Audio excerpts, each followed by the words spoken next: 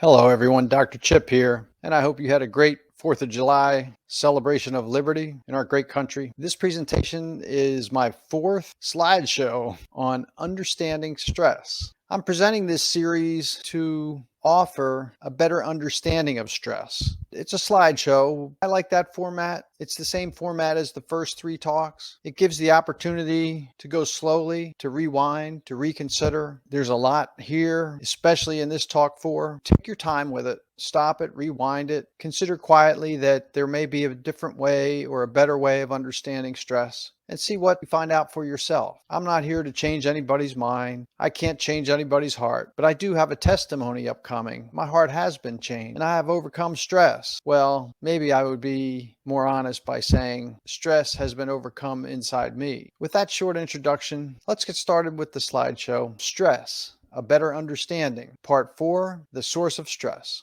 Remember from part 1, stress is not what you think it is. Stress is an emotional reaction to what you believe is a threat. We learned from Bessel van der Kolk's book, The Body Keeps the Score, that stress is anger and fear. Dr. van der Kolk spent 30 years in PTSD research, post-traumatic stress disorder research, discovering this truth. Stress is post-traumatic. It's called PTSD when it's in the military, but all stress is post-traumatic. There is a cascade of stress. The initial reaction of the monkeys from my previous talks, especially talk 1, the initial reaction of the monkey when it's threatened is to look for social support. And if there's no social support around, then the second picture shows the emotional reaction. And as number 2 says in the caption, fight or flight, teeth bared, the face of rage and terror, anger and fear, the sympathetic nervous system, the limbic system. If there's no way to escape and the threat is too large to fight, the monkey collapses in the third picture into the dorsal vagal complex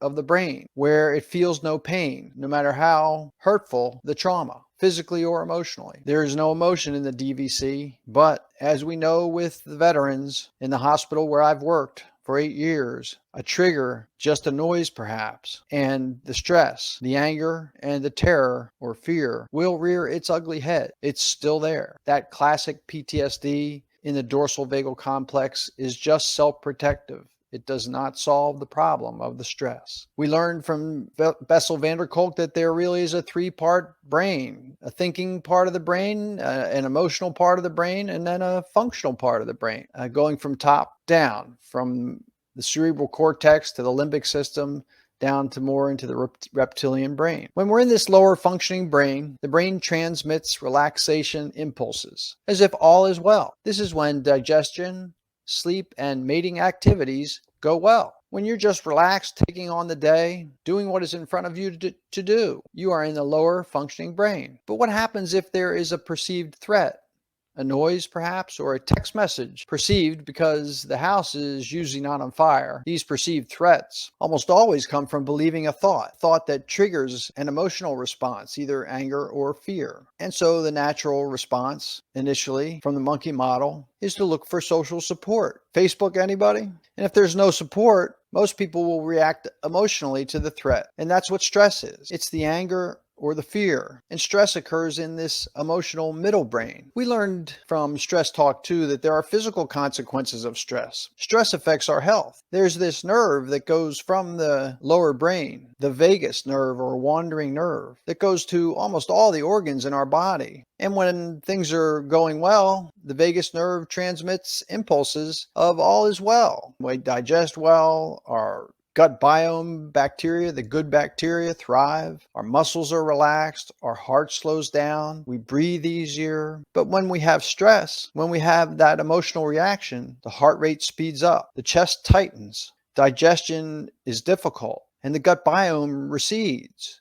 And our immune system is suppressed. Stress affects our sleep at night and our productivity during the day. In Stress Talk 2, I showed there is a psychological understanding of the stress cascade, that first there's a thought, then there's a feeling, and then there's a behavior that follows the feeling. For example, somebody might get a thought that they said the wrong thing, and then they get a feeling that they're afraid that the person that they're with thinks they're foolish, and their behavior might be to eat some cookies or get a beer, or maybe to get defensive and get angry. Reacting to stress, fight or flight, anger or fear. Fight behavior, anger behavior is control behavior. It is self-protective by making people behave as you want them to behave in order to keep a lid on the stress. Or flight from fear, avoidance behavior, escaping from the emotional brain into the back of the brain, also self-protection. In avoidance behavior, a person feels no pain. What does stress look like? A life of stress is a life of chaos and crisis, emotional reaction, bouncing from one thing to another, no direction in life because choices are made under emotional stress, not from logical thinking. Blaming, complaining, making excuses, blaming other people for their problem, complaining about inanimate objects. It was my car. It was the rain. The sun got in my eyes. Or blaming other people. If I had a different wife or husband,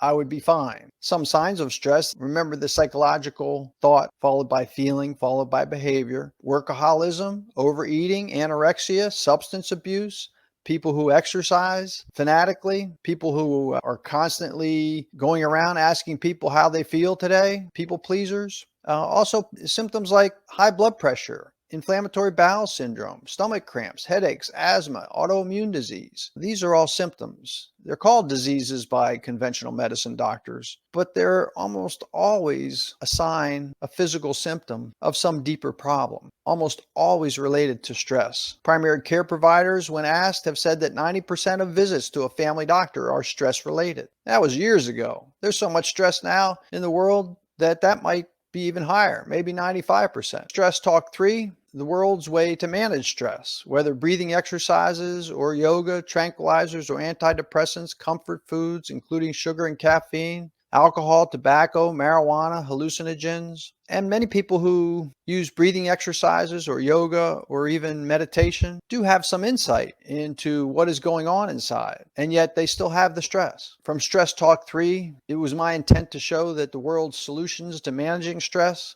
are temporary feel-betters. Most are control behaviors.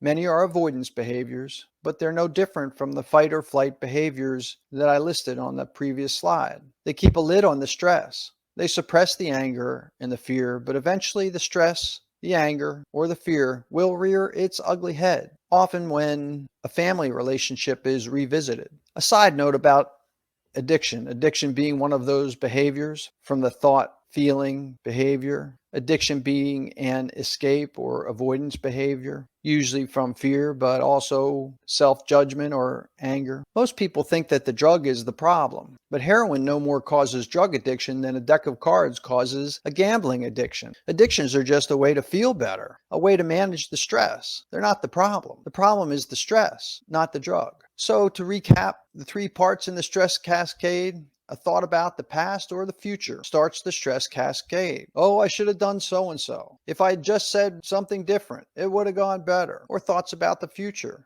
I better have a list of all the things I need to do tomorrow, or I might forget something. Worrisome thoughts. Not jotting a note down, but getting a thought about what might happen tomorrow, not being able to sleep because of it. These thoughts cause emotional reactions, either anger, which is self-judgment or judging others, or fear, anxiety, and doubt. And then the behavior, like the addictions, or other behaviors like venting to a coworker, quote unquote friends. If you watch closely, you'll see that when you ventilate your stress, you'll do more to create stress reaction in the person you're talking to than you will to get rid of your stress.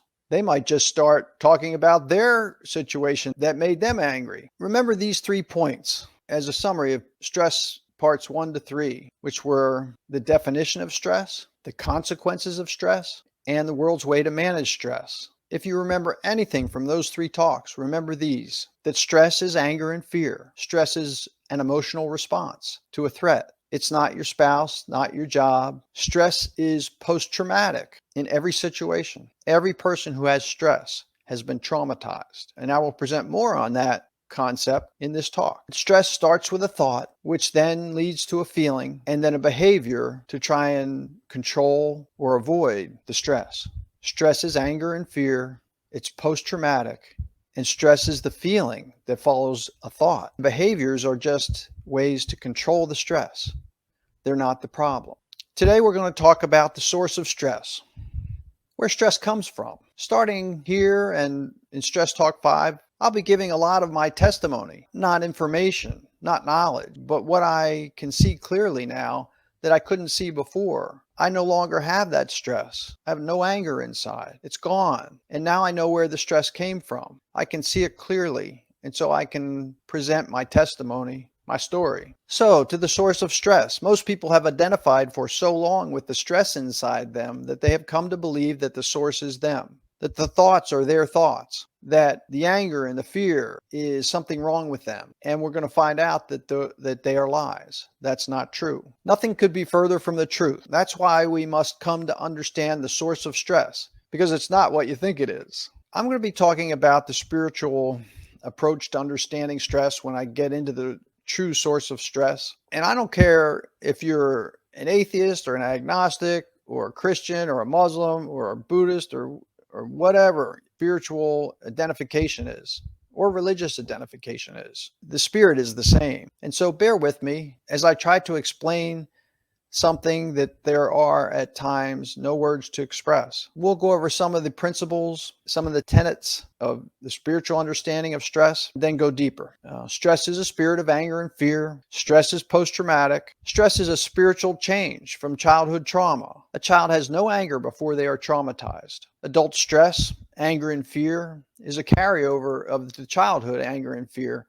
And adult stress is not due to the events or pressures of adult life. Those lies come from thoughts in the head. Stress is not from your workplace, not from who you live with, and not from world events. From Star Wars, The Empire Strikes Back, Yoda says to Luke, anger and fear, aggression, the dark side of the Force are they. And Luke says, is the dark side stronger? And Yoda, no, but it is more seductive. And Luke says, how will I know the good side from the bad? And Yoda, you will know when you are calm, at peace, passive. I am going to show in the spiritual approach that there is a dark side, spiritually, force if you want to call it that. And there is a side of light. And the dark side is seductive, it is anger and fear. And the good side is calm, passive, and at peace. There is a spiritual battle between good and evil, between right and wrong, between the dark side of the Force and the light side of the Force. Stress is a sign of the spiritual battle inside. This is a t-shirt from a website of people who are trying to help veterans avoid suicide. Every 22 minutes, a veteran commits suicide from stress, from lies in the head that create thoughts, self-judgment. The world would be better off without me. I can't take this anymore. People who are involved with veteran suicide know that there is a spiritual battle inside. And the spiritual approach is different from the psychological and the physical approaches. They even have a different service in the VA. The body and mind, physical and psychological, are in the mental health service. Big brand new building. Hundreds of employees in the psychology and psychiatric mental health treatment centers. The spirit approach is represented in the chaplain service. According to the chief of the chaplain service that I talked to, 88% of the veterans fail the psychological and psychiatric approaches, and they have the choice to go to the chaplain service. The other difference about the spiritual approach is that there is a difference between managing stress and overcoming stress. The spiritual approach is about a change of heart to overcome the stress. Spiritual answers are not knowledge. What I reveal here cannot be learned in a textbook. It's not knowledge. They were revealed to me after 30 years of seeking the answer to stress. I had my own stress for a long time. I went to a lot of places, counselors. I went to a Pentecostal church and asked them to just, do their thing and remove the stress from me.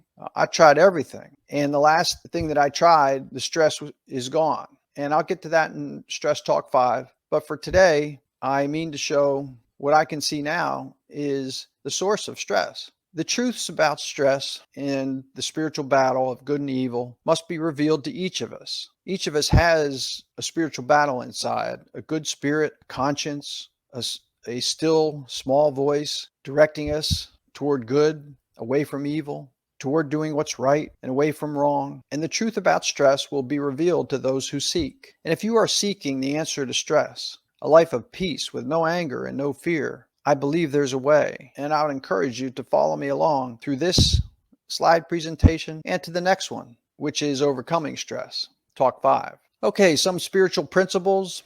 We are spiritual beings in a body. Our bodies are like a house. Go in for a short time and then we leave the house. It's nice to have a place to rest at home, but that's not us. The house is not us, and our bodies are not us. Your body is not you any more than your house or your apartment is you. And aside, as I talk about spiritual principles, there's a difference between spiritual change and religion. I am not here to push any religion on anybody. I don't believe in religion. The Apostle Paul talked against teaching religion in Romans chapter 3. This is all about spiritual change, and you can come from any position that you're in. I don't care if you're an atheist, agnostic, if you believe there's no God, or you believe there's no way to know God one way or another, or if you're very religious. Whether you're Muslim, Christian, Buddhist, I'm not here to change anybody. I can't change anybody. I'm not trying to say that one approach is better than another. I'm not God, and I don't think there's any pattern or method or 7-step answer, but it is possible to overcome stress. In fact, Jesus said, "He who sins against the Son of Man will be forgiven, but he who sins against the Holy Spirit, against God's Spirit, that good spirit inside that is our conscience and leads us toward peace and away from all the stress, he who sins against that spirit will not be forgiven." So Jesus even taught that it's about spiritual change, not about believing in Jesus, which is misunderstood by a lot of people who call themselves Christians. Many Christians have been taught wrong. They've been lied to in churches. I don't know a lot about Islam or a lot about Buddhism. I do know that they have principles that must be followed. The 8 Noble Truths of Buddhism, right living, on and on. They are laws that if you do these things, then your life will go well. But I do know quite a bit about Christianity. It's what I was raised in and what I was familiar with. And some truths in Scripture, in the Bible, have helped me understand stress and how to overcome it. But many Christians have been taught wrong. They've been lied to in churches. For example, they're told that they know Jesus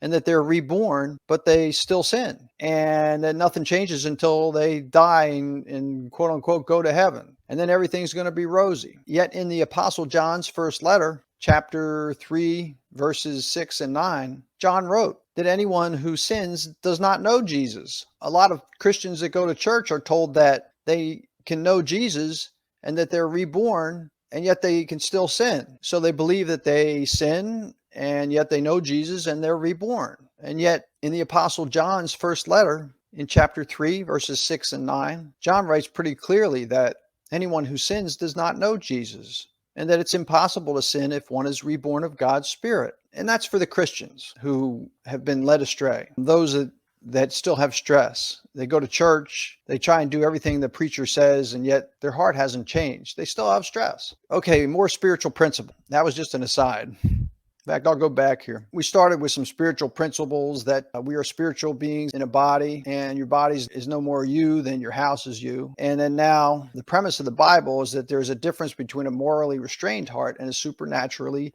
changed heart. Timothy Keller was a Presbyterian pastor up in New York City. Died recently of pancreatic cancer. But that's a quote from him. So rather than look at the outside, which leads to blaming and complaining, it was the weather, or it was the sun in my eyes, or it's my boss, it's my job. Rather than look at those outside things, we start to look at the inside. And when the inside changes, then the outside will change. The outside in approach is more like the psychological approaches. Change your thoughts, change who you hang out with, and then you won't have stress. The outside in approach is a way to manage stress. The inside out approach is a way to overcome stress. The Apostle Paul said to the church at Ephesus, our struggle is not against flesh and blood. It's not against what's on the outside, but against the spiritual forces of wickedness in the heavenly places. And Jesus said the kingdom of heaven is within. He said, go into your inner room, which is not inside your apartment or your house, but inside you. When you close your eyes and you get quiet and look inside, that's where the kingdom of heaven, that's where the spirit world is to be found. The spiritual approach is inside out. Once your heart is changed spiritually, the mind will be renewed, and there will no longer be emotional reaction, no anger, no fear. There will only be situations and thoughts, but no emotional reaction anymore. And the thoughts will be recognized when they're lies and cast aside. And there will be situations, and there may even be a house on fire, but there won't be any fear. And better decisions are made when there's no fear and no anger. You'll be safer. If there's a fire in the house, you'll get out of the house sooner if you don't have emotional reaction. A spiritual change. When you've overcome stress, you'll have an inner guide, a different spirit guiding you. Life within the ventral vagal complex, parasympathetic nervous system activated, breathing and heart rate naturally will slow down, no activation of the limbic system, no control or avoidance behavior from anger and fear, even when no person is supportive. A life without disease. Recall that emotional stress, that is anger and fear in response to a threat, is either responsible for or contributes to most, if not all, diseases. So when stress is overcome, the anger and fear, that stress spirit, will be removed. Spiritual change breaks the cascade. The thoughts are still there. The situations still occur, but they are no longer threatening. So there's no emotional response, no stress.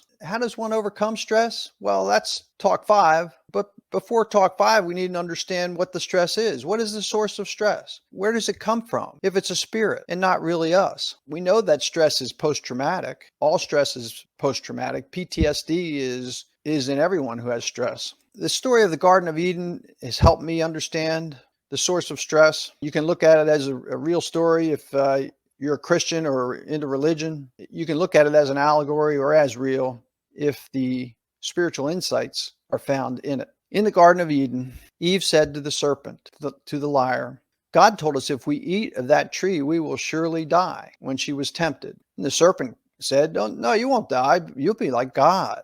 You'll be able to judge good and evil. You'll be able to look at situations and go, that's good, that's bad. And if you're going to be like God, that feeds the ego. And what woman doesn't like to have their ego fed? Men too. And so she gets sucked in by this ego feeding, thinking that she'll be like God. And she says to God later on when she gets caught that the serpent deceived her. And remember that spirit from the Star Wars quote I gave, that the dark side is seductive. Okay, here's the dark side, the serpent in the Garden of Eden. And so Eve falls. Anyone who's been traumatized and has resentment, has anger, has been deceived by a lie and consumed by evil, pretending to be like God, believing they're capable of judging good or evil, believing that they know whether or not there is a God, believing they can handle good and evil on their own, that they can manage their own life and manage the life of others, or they can avoid all the pain and just not worry about anything by underachieving and substance use.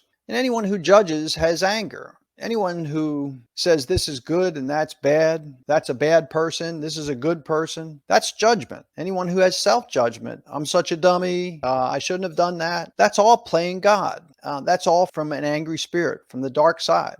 Anger is the source of stress. It's a spirit of judgment. You can call it judgment, you can call it anger, you can call it self-judgment, you can call it hate, but there's no love in hate. There's no love in anger. There's no love in judgment. Anger is the source of stress. That's the take-home message of this talk 4. Where does the anger come from? Children are not conceived with anger. Some are traumatized in the womb. The rest are traumatized by those who raise them or fail to raise them, parents, grandparents. And yet, we can't really blame the parents and grandparents because they were traumatized by their parents and their grandparents, and so on, all the way back to Adam and Eve. As David says in Psalm 51, we are born into this iniquity. We are not created by God that way. We become angry or sinful, as the Bible says, when we are traumatized by those charged to watch over us until we are old enough to live on our own and be shepherded by God. We are traumatized by a parent or grandparent when they impose their will, threatening failure if their expectations are not met, losing their temper,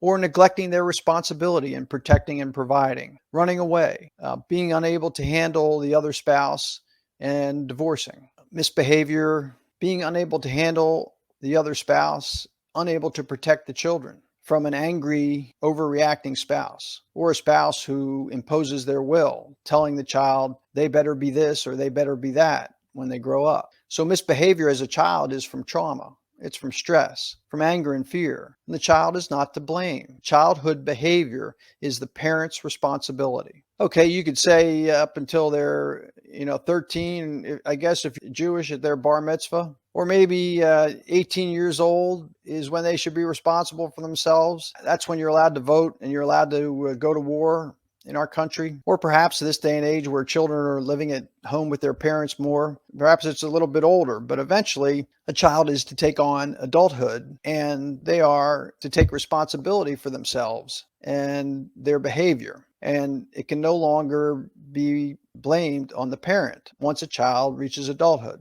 So personal responsibility really begins in adulthood. There's no reason to apologize to a parent for childhood behaviors or even adulthood behaviors.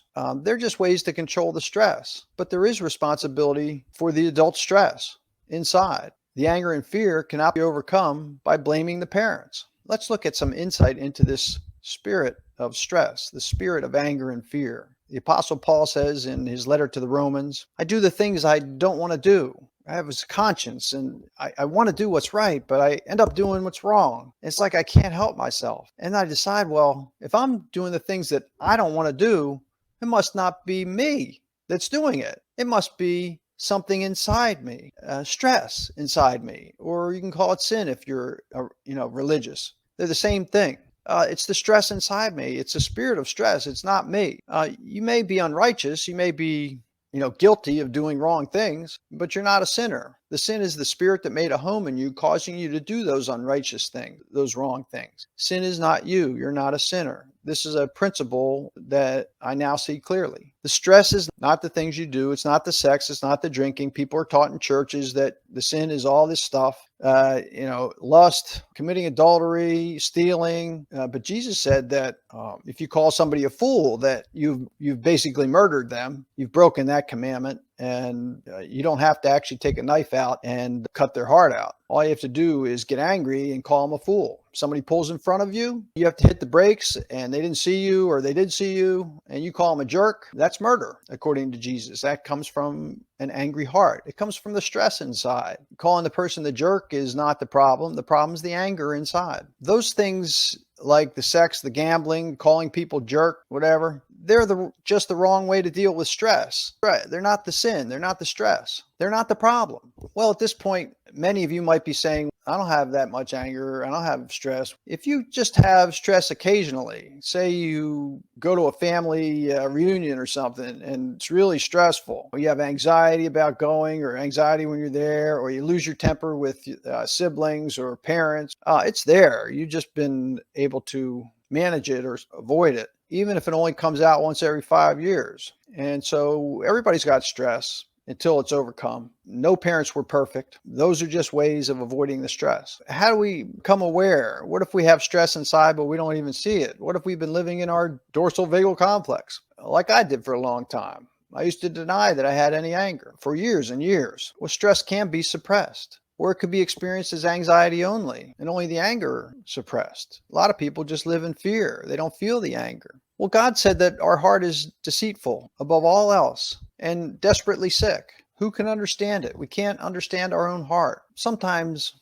meditation, I've communicated with someone who practices Zen Buddhism, and it can reveal the stress inside. It doesn't overcome the stress, meditating, but being still, it can be revealed, and we'll get into that more. But generally, stress is deceitful. Just like in the Garden of Eden, just like in the Empire Strikes Back, Star Wars, seductive, deceitful, and very difficult to understand. So the deceitful heart, what are the clues that we have stress in our heart? Do you complain?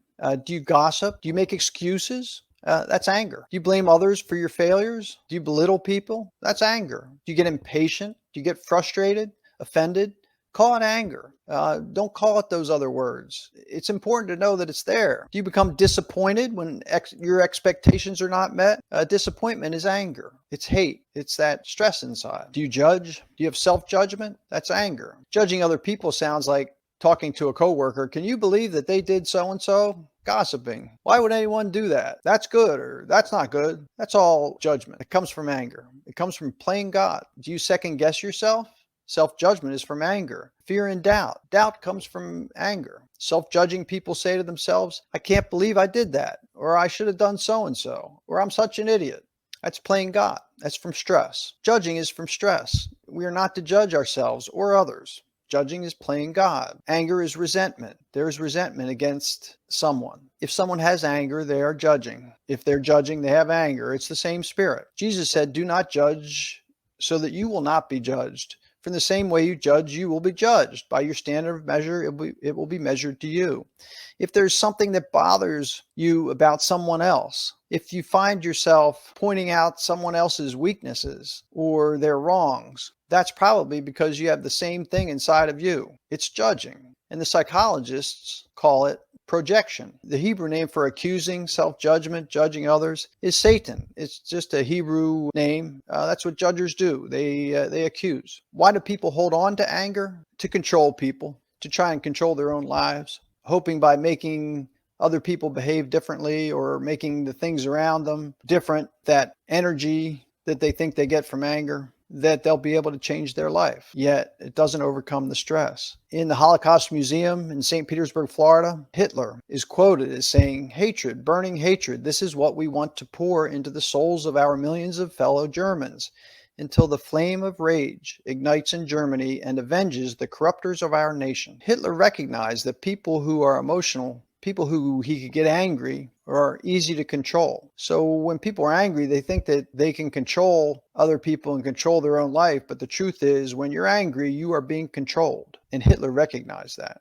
Angry people cause stress in others in order to control them. They know that if they can get somebody else angry, that they can control them. People with anger impose their will and their judgment on others. They impose their expectations on other people, especially on their children. And that is playing God. And that's how children are traumatized. That's where stress comes from. Childhood trauma. A mother or father saying, you better get A's in school or you'll end up working in McDonald's the rest of your life. Total lie. You better go to college. Total lie. Colleges are brainwashing people now. You don't have to go to college to be a plumber or to be a builder or an electrician or be an auto mechanic. And you can start your own business and charge what you want to and keep your overhead where you want it.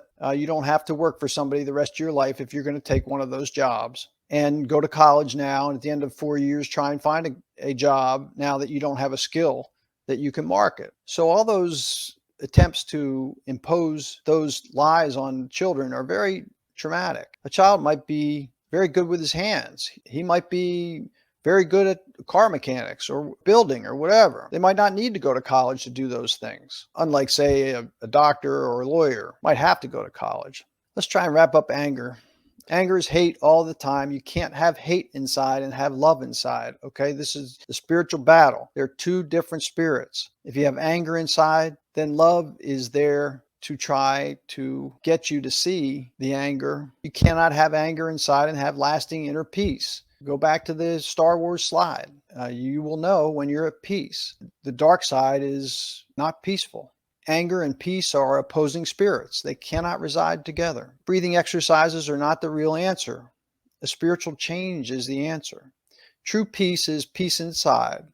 It's no anger, no fear, regardless of your condition, regardless of your circumstance, regardless of your situation, regardless of who you're working with, regardless of who you're living with. And that's what I'm presenting today, the source of stress, and then my last talk, overcoming stress. The Empire Strikes Back. Obi-Wan Kenobi says to Luke, Luke, don't give in to the hate. That leads to the dark side. When we identify with the hate, when we think it's us, when we believe there's no hope, there's no way to overcome it, that we have to do our best to manage it, then we still have the stress inside and it will rear its ugly head and we will not have peace. Anyone who has anger is in darkness and cannot see clearly. Luke, don't give in to the hate. That leads to the dark side. It's called the dark side because hate blinds. Blinding rage. Jesus said, why do you look at the speck that's in your brother's eye, but do not notice the log that's in your own eye? You hypocrite, first take out the log of your own eye, and then you'll see clearly to take the speck out of your brother's eye. Another verse about projection, about how when we see something wrong in someone else, we're really playing God and we're projecting our own self-judgment onto somebody else. Okay, let's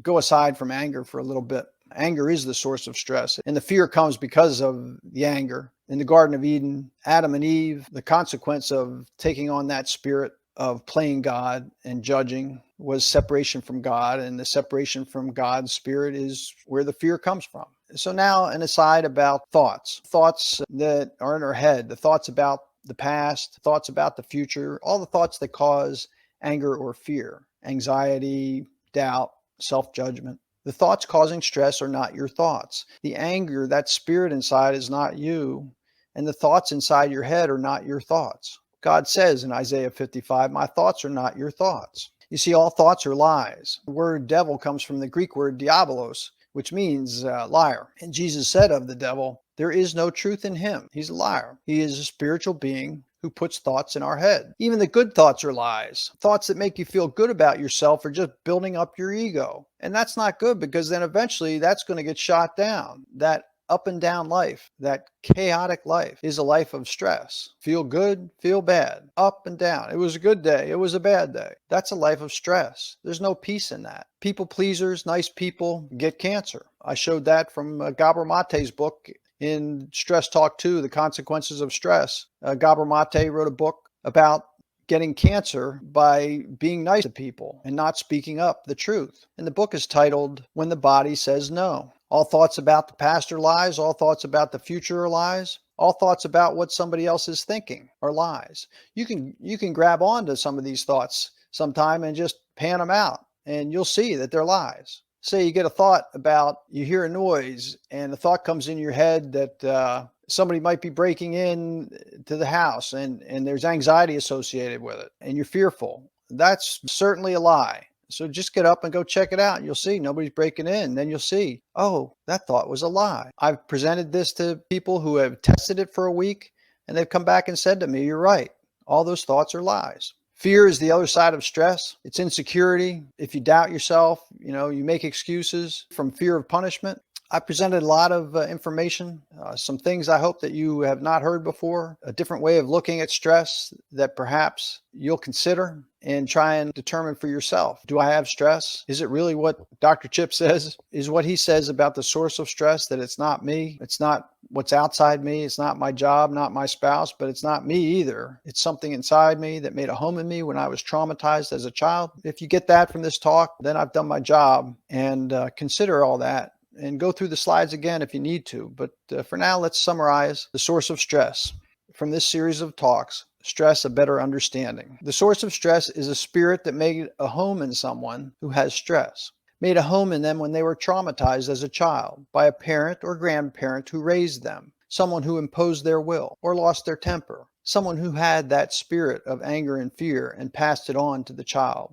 There is a spiritual battle within, good versus evil. The spiritual battle is between evil forces that want you to overreact with anger and fear so that they can control you to your destruction, getting you to overreact with thoughts that are lies in your head, as opposed to the good spiritual force that wants you to have peace inside, no anger and no fear, to give you life. There's a dark side and a good side. Stress is not you. Remember, Paul in his letter to the Romans said, "I do the things I do not want to do. Therefore, I conclude that it's not me that's causing me to do the wrong, but sin in me, stress inside me." Even Jesus made statements that showed that he knew. Jesus was showing his disciples that he must be killed, must be crucified. This is in Matthew's gospel. Peter began to rebuke Jesus, saying, "God forbid it, Lord. This shall never happen to you." And he turned to Peter, and he didn't say, "Get behind me, Peter," because he knew that it wasn't Peter that was speaking. He knew that Peter was speaking from fear or from anger, from control. Peter was a control freak, that it wasn't Peter, but the stress, the anger and fear, that spirit, the accuser, Satan,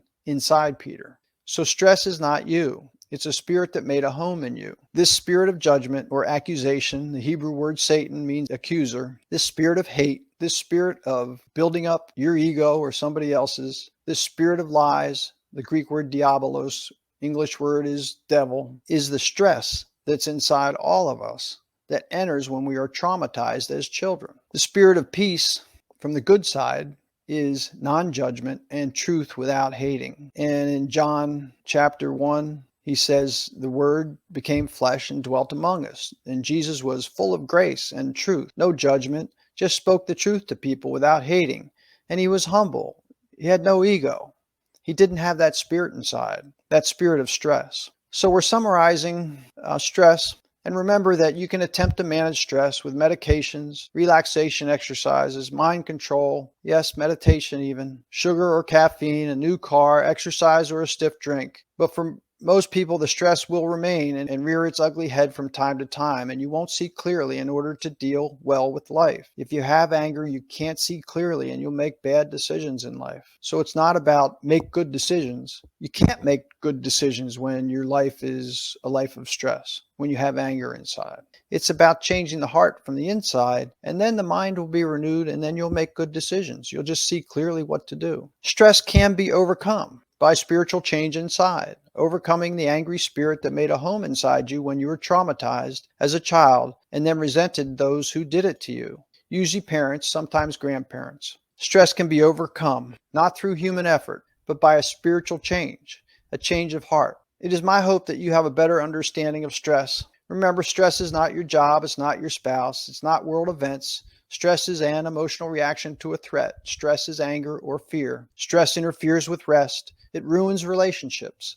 It causes a life of chaos and crisis. It leads to heart disease, cancer, and a myriad of other diseases. I have presented as best I can my spiritual understanding of the source of stress, the spiritual battle between good and evil. Stress is a spirit that made a home with you when you were traumatized as a child, a spirit of hate and judgment, fear and doubt, ego, and insecurity. Spirituality is not a feeling. Spiritual truth is not knowledge that can be learned, nor wisdom to be appreciated. Spiritual truth must be revealed. It must be discovered. Spirituality is not something to work on, but something to seek, something to struggle with. The word Israel means to struggle with God. So, become aware of the spiritual battle inside. Find a quiet place and sit still. Psalm 46:10, be still and know God. Get to know God. Get to know that peace. Sit still. Close your eyes. Watch the thoughts in your forehead. Don't react or respond to the thoughts. Just observe them. Test the thoughts as lies.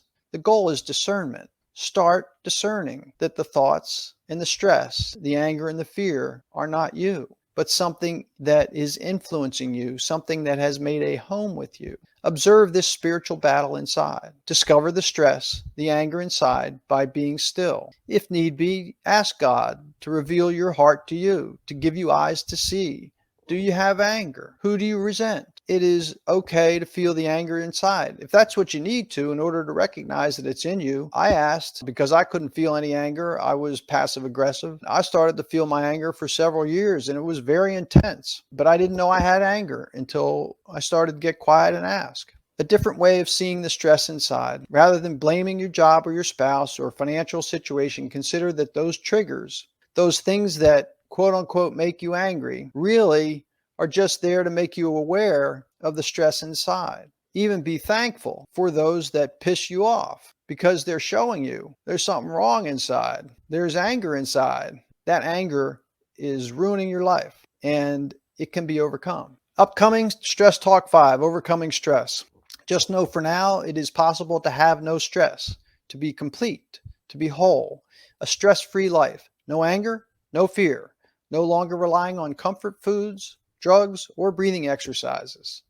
I'm a witness to that truth. More on spiritual change in Stress Talk 5, Overcoming Stress. A change from stress, anger, and fear to peace. A change from self-judgment and judging others to acceptance and tolerance. Nothing a person works on, just a change of heart. From fear and doubt, from insecurity to great confidence. From ego building to humility. From hate to love. Thanks for listening. Thank you for being patient and going through this, even if it took you several views to go a little bit at a time, but greatly appreciate being able to present this information and give my testimony. It helps me see things more clearly. I love comments. They help me look inside myself and see things inside me that I wasn't aware of before. So please give me your comments and help me grow. I'll see you next time. I'm looking forward to my final talk on stress, which I've just started, but I will get to. Bye for now.